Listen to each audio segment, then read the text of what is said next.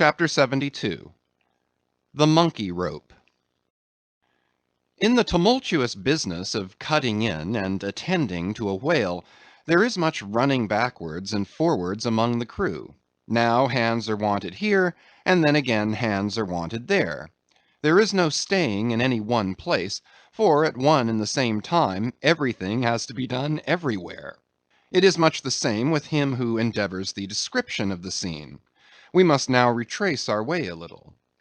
It was mentioned that upon first breaking ground in the whale's back, the blubber hook was inserted into the original hole there cut by the spades of the mates. But how did so clumsy and weighty a mass as that same hook get fixed in that hole? It was inserted there by my particular friend Queequeg, whose duty it was, as harpooneer, to descend upon the monster's back for the special purpose referred to. But in very many cases, circumstances require that the harpooneer shall remain on the whale till the whole tensing or stripping operation is concluded. The whale, be it observed, lies almost entirely submerged, excepting the immediate parts operated upon. So down there, some 10 feet below the level of the deck, the poor harpooneer flounders about, half on the whale and half in the water, as the vast mass revolves like a treadmill beneath him. On the occasion in question, Queequeg figured in the Highland costume, a shirt and socks, in which, to my eyes at least, he appeared to uncommon advantage, and no one had a better chance to observe him, as will presently be seen. Being the savage's bowsman, that is the person who pulled the bow oar in his boat, the second one from forward, it was my cheerful duty to attend upon him while taking that hard scramble upon the dead whale's back. You have seen Italian organ boys holding a dancing ape by a long cord. Just so, from the ship's steep side, did I hold Queequeg down there in the sea, by what is technically called in the fishery a monkey rope, attached to a strong strip of canvas belted round his waist. It was a humorously perilous business for both of us.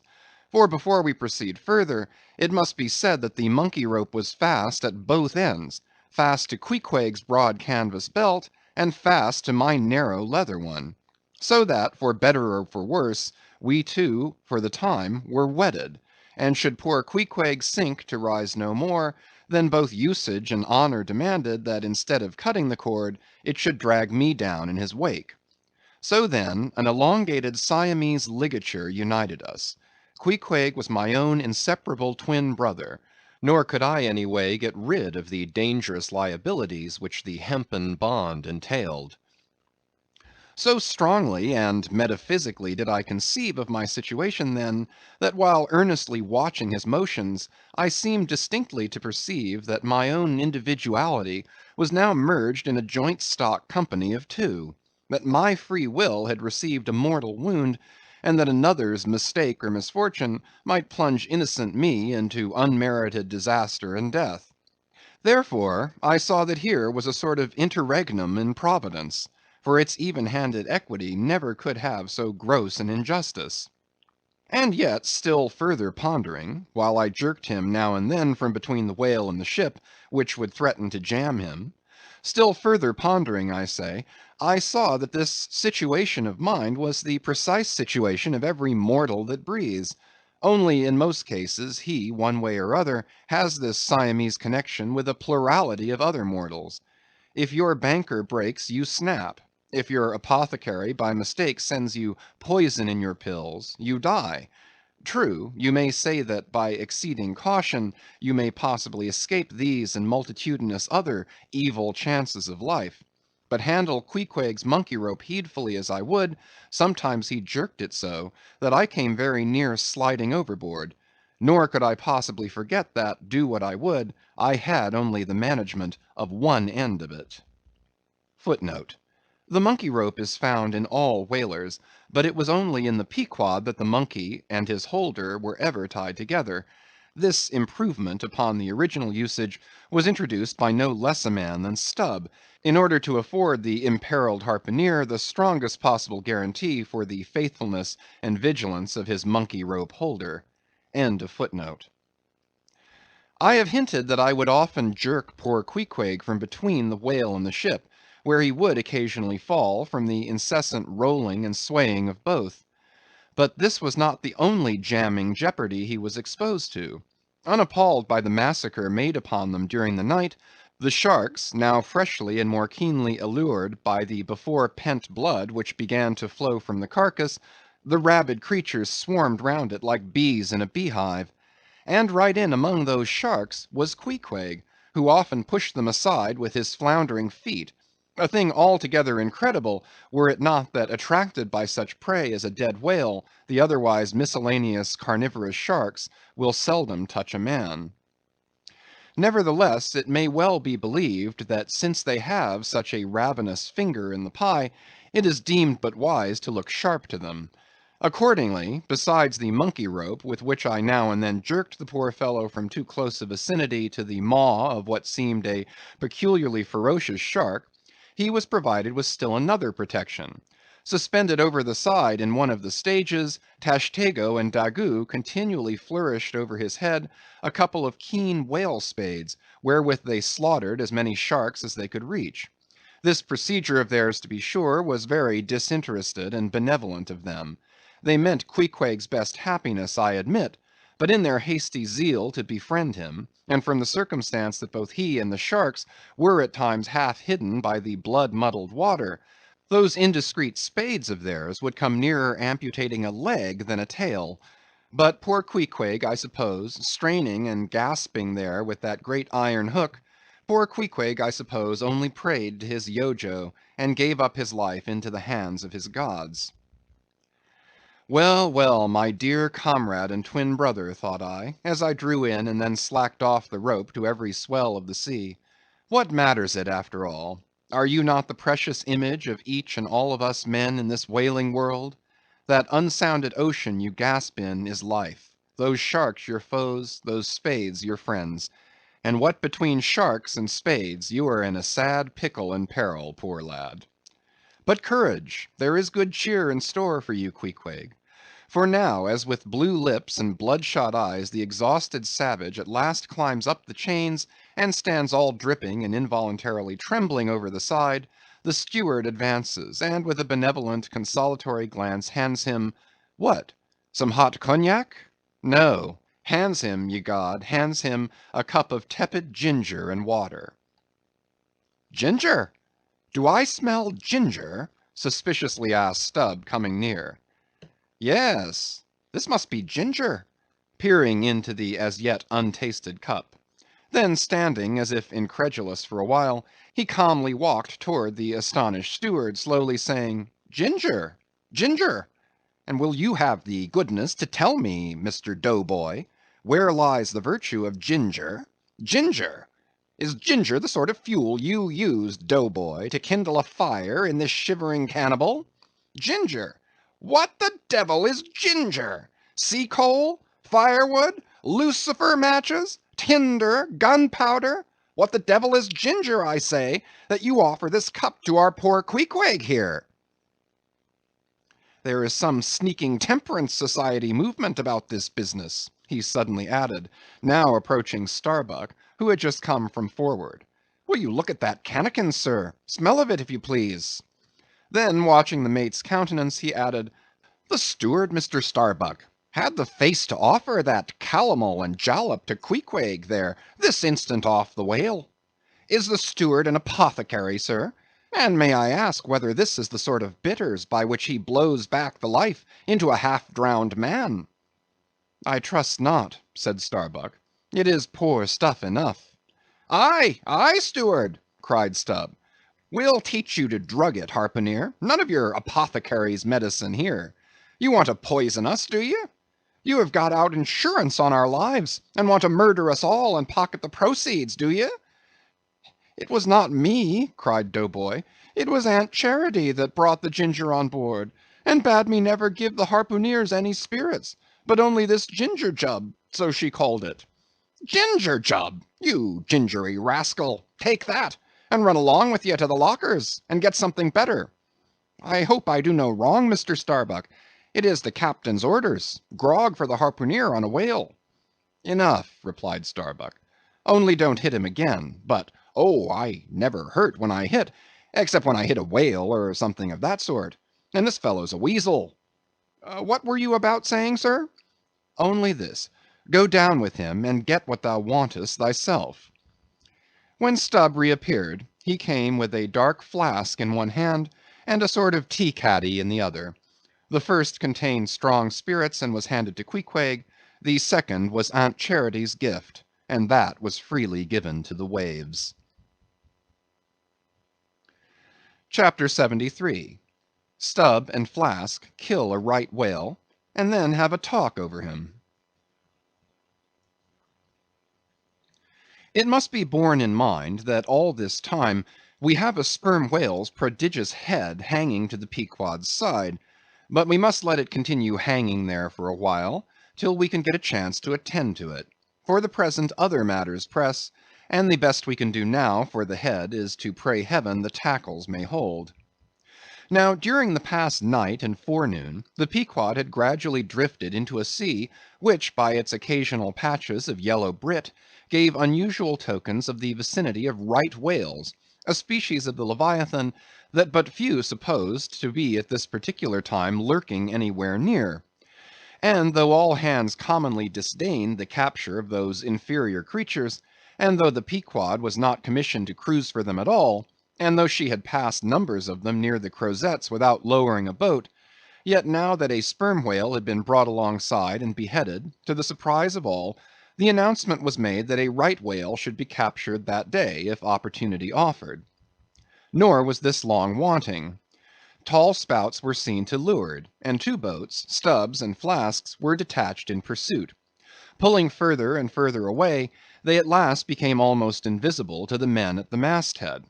But suddenly in the distance they saw a great heap of tumultuous white water, and soon after news came from aloft that one or both the boats must be fast. An interval passed, and the boats were in plain sight, in the act of being dragged right towards the ship by the towing whale. So close did the monster come to the hull, that at first it seemed as if he meant it malice, but suddenly going down in a maelstrom, within 3 rods of the planks, he wholly disappeared from view, as if diving under the keel.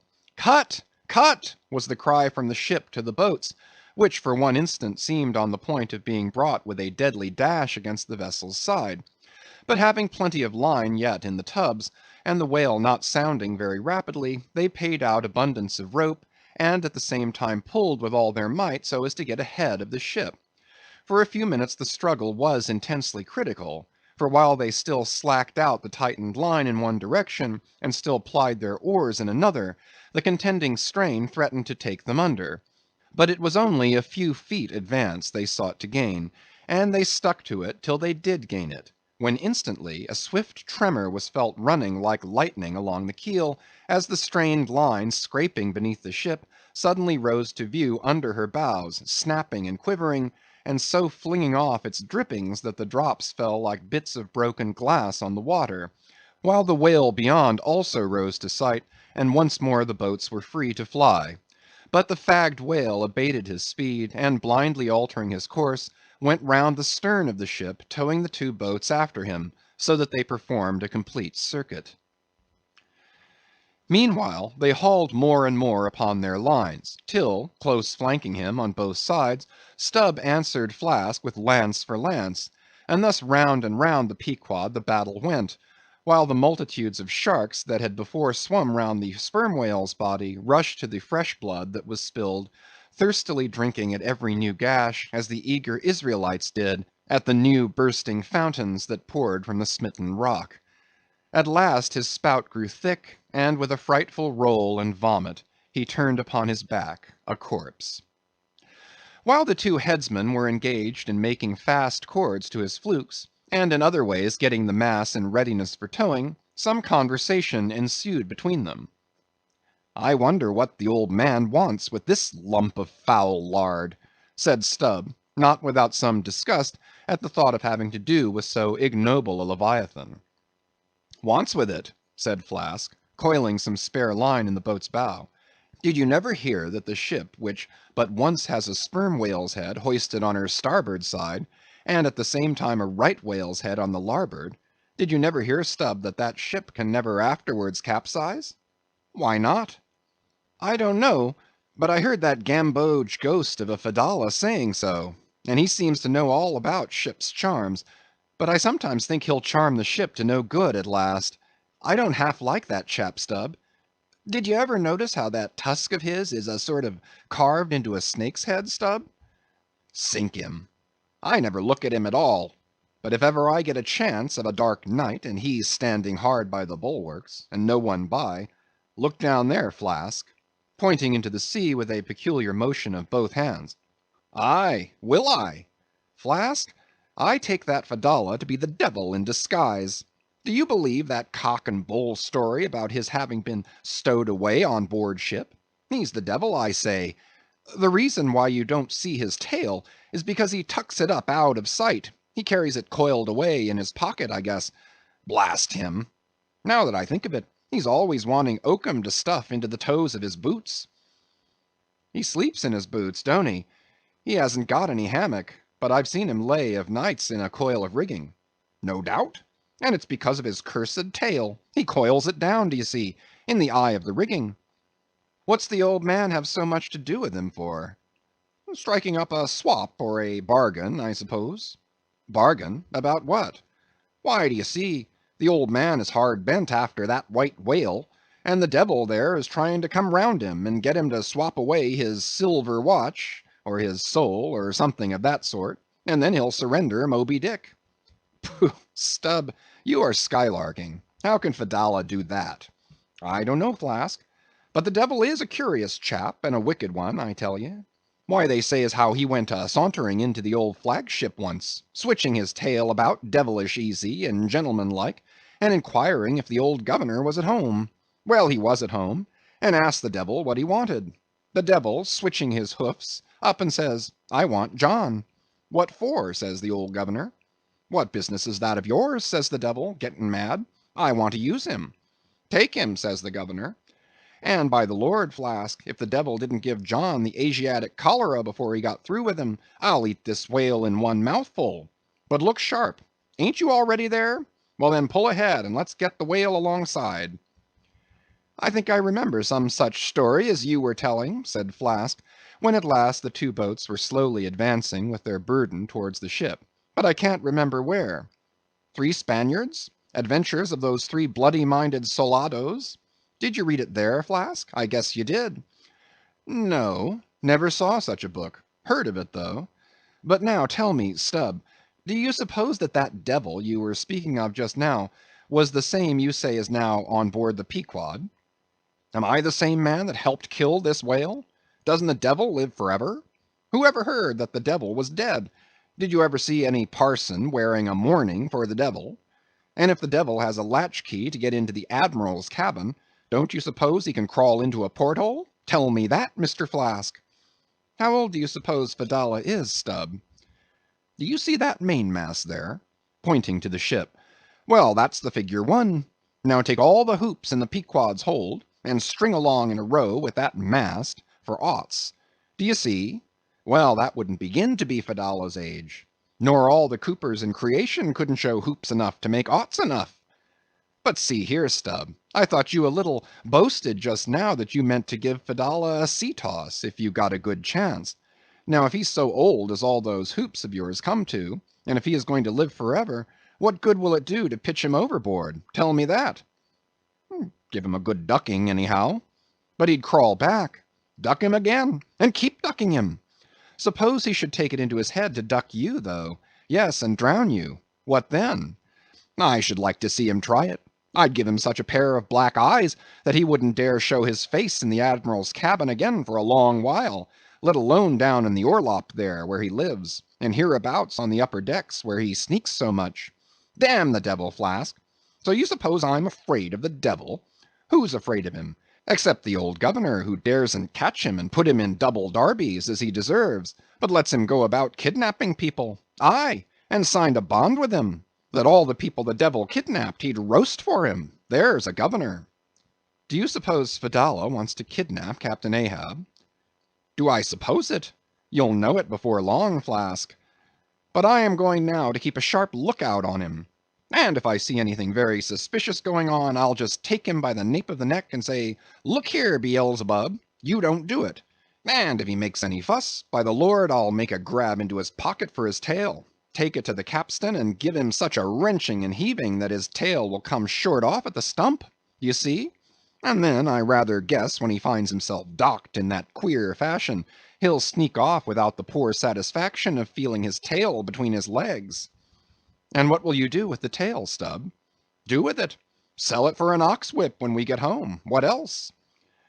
Now do you mean what you say and have been saying all along, Stubb? Mean or not mean, here we are at the ship. The boats were here hailed to tow the whale on the larboard side, where fluke chains and other necessaries were already prepared for securing him.